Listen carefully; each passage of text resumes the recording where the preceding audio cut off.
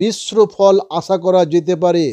আপনার প্রথম ঘরে উচ্চস্থ অবস্থায় বৃহস্পতি থাকা সবচেয়ে বড় আশীর্বাদ, যা আপনাকে জ্ঞান, সুরক্ষা এবং সুনাম প্রদান করবে। আপনার পঞ্চম ঘরের অধিপতি মঙ্গল পঞ্চম ঘরে স্বক্ষেত্রে অবস্থান করছে। সেই কারণে সন্তান, সৃজনশীলতা এবং বিনিয়োগের জন্য খুবই ভালো। উপরন্তু শুক্র 2 থেকে 25 নভেম্বর পর্যন্ত আপনার চতুর্থ ঘরে স্বক্ষেত্রে অবস্থান করছে। এর ফলে দেখা যাচ্ছে কি গৃহে আপনার সুখ এবং আরাম বৃদ্ধি পাবে। চ্যালেঞ্জগুলি হচ্ছে চতুর্থ ঘরে রবির নিচস্থ অবস্থান 16 নভেম্বর পর্যন্ত ছিল।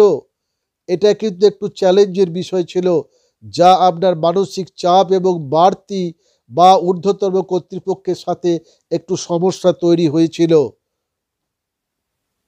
অষ্টম ঘরে রাহু আর দ্বিতীয় ঘরে কেতু আর্থিক বিষয়ে এবং কথাবার্তায় একটু আপনার সতর্ক থাকা খুবই দরকার বলে আমরা মনে করি।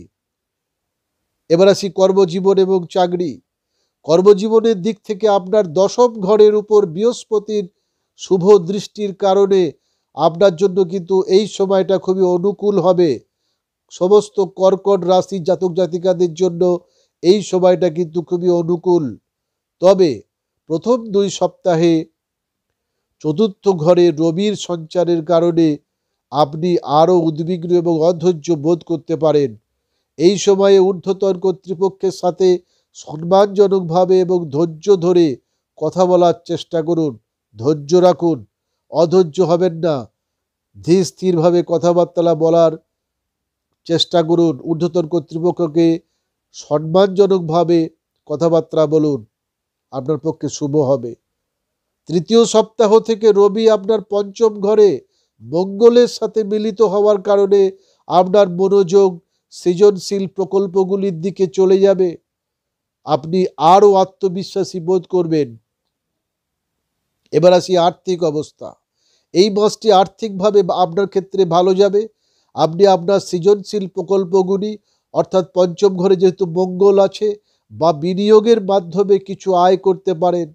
শুক্র আপনার চতুর্থ ঘরে থাকার কারণে আপনার বিনোদনের জন্য বেশি খরচ হতে পারে বা কিছু গৃহস্থালির জিনিসপত্র বা যানবাহন আপনি কিনতে পারেন।